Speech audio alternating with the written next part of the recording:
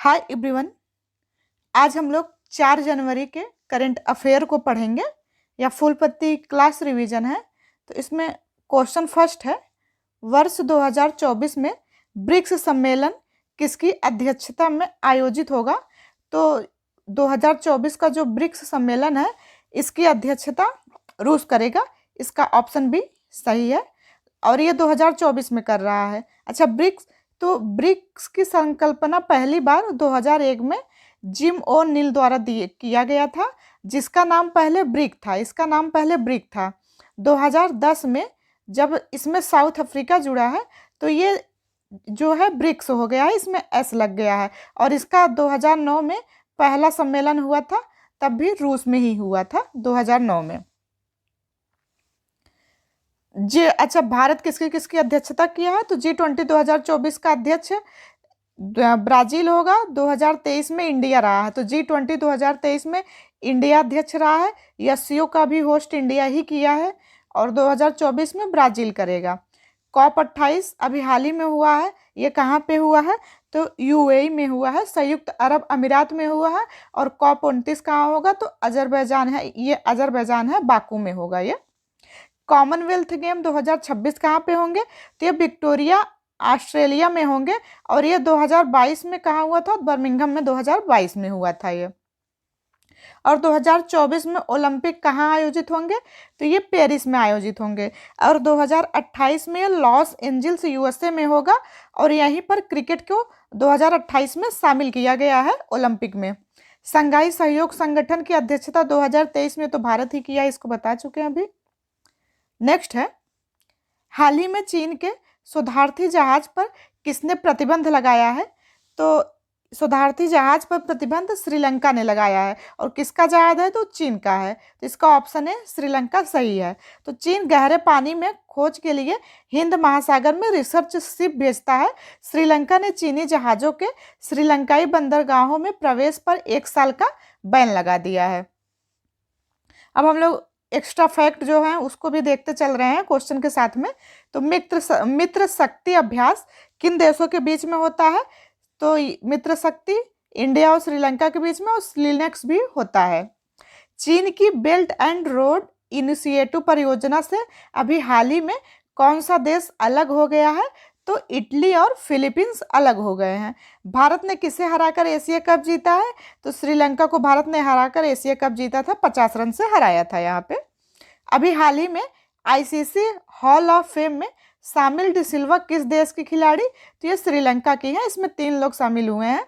Angelo Mathews अभी हाल ही में किस लिए चर्चा में रहे, टाइम आउट को लेके ये चर्चा में रहे। बांग्लादेश के साथ में मैच हो रहा था, तब इनको टाइम आउट करार दे दिया गया था। बांग्लादेश के कैप्टन अपील किए थे।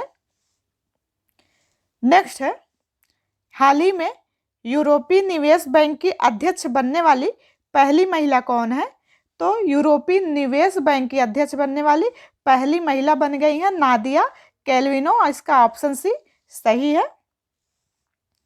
न्यू डेवलपमेंट बैंक के नए अध्यक्ष कौन है, तो डिल्मा रोसेफ है। विश्व बैंक के अध्यक्ष अजय बंगा है। ऑस्ट्रेलिया के केंद्रीय बैंक की पहली महिला अध्यक्ष मिशेल बुलाक है। और यूएन महासभा की 78th सत्र के अध्यक्ष डेनिस फ्रांसिस हैं। नेक्स्ट है, हाल ही में MS स्वामीनाथन पुरस्कार से किसे सम्मानित किया गया है, तो ये सम्मानित किया गया है प्रोफेसर BR कंबोज को, ये सम्मानित किया गया है। इसका ऑप्शन भी सही है। और ये वाइस चांसलर चौधरी चरण सिंह कृषि विश्वविद्यालय में, और कृषि को लाभ को बढ़ावा देने के लिए एग्रीकल्चर से संबंधित है। MS स्वामीनाथन पुरस्कार इनको दिया गया है। अच्छा, हरित क्रांति शब्द के प्रतिपादक कौन थे, तो ये थे विलियम गार्ड। और वर्ल्ड में नॉर्मन बोरलॉग और इंडिया में MS स्वामीनाथन थे। हरित क्रांति में वर्ल्ड में नॉर्मन बोरलॉग का नाम आता है और इंडिया में किसका आता है, तो MS स्वामीनाथन का नाम आता है। हरित क्रांति में गेहूं की किस किस्म का प्रयोग किया गया था, तो लेरमा किस्म का किया गया था।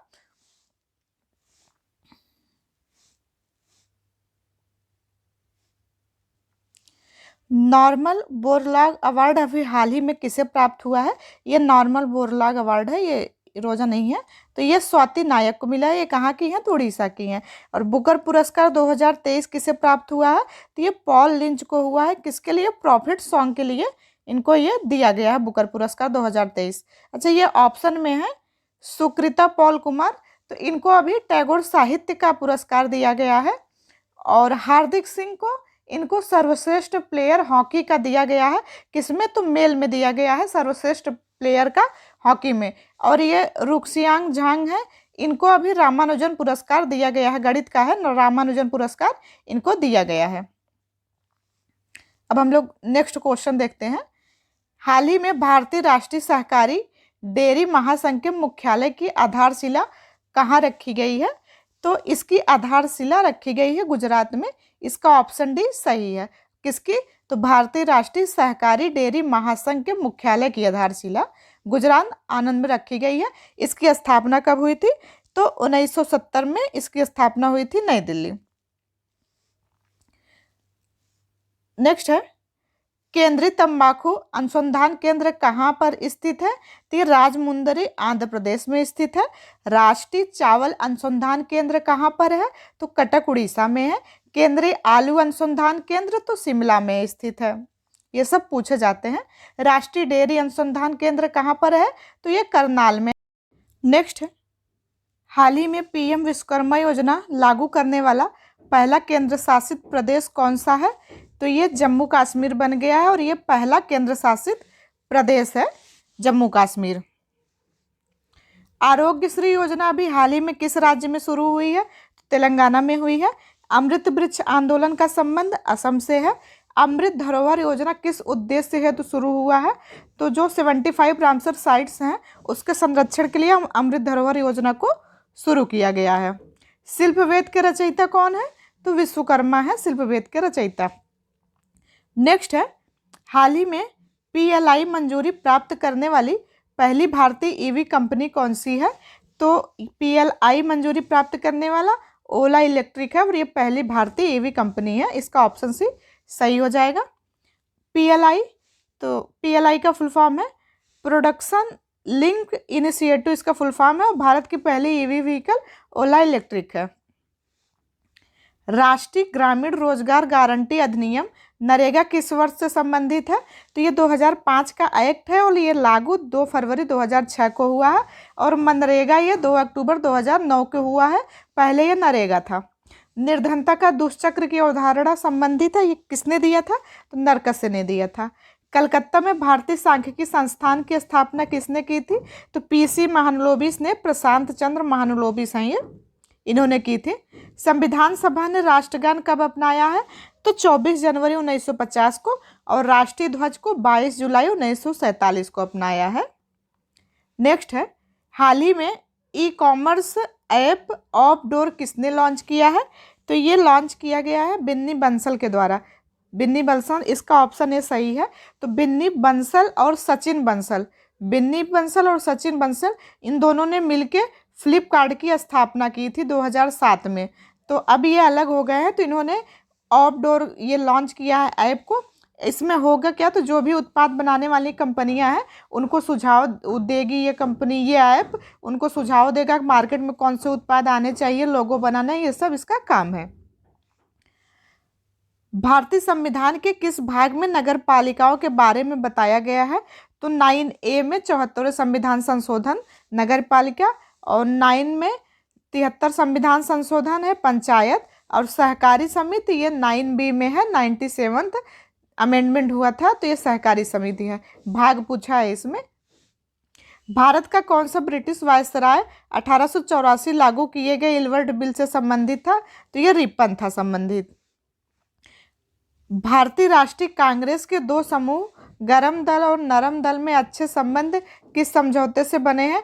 तो ये लखनऊ समझौते से बने हैं। और इसमें इसकी अध्यक्षता किसने की थी? तो अंबिका चरण मजूमदार ने की थी। और ये अलग कब हुए थे? तो ये अलग हुए थे 1907 में, सूरत अधिवेशन हुआ था, तो उसमें ये अलग हो गए थे। उस टाइम पे अध्यक्ष रास बिहारी बोस थे। लखनऊ समझौता 1916 के द्वारा भारतीय राष्ट्रीय कांग्रेस के 2 प्रमुख दल बाल गंगाधर तिलक के नेतृत्व वाले गरम दल और गोपाल कृष्ण गोखले के नेतृत्व वाले नरम दल के मध्य सौहार्दपूर्ण संबंधों की स्थापना हुई।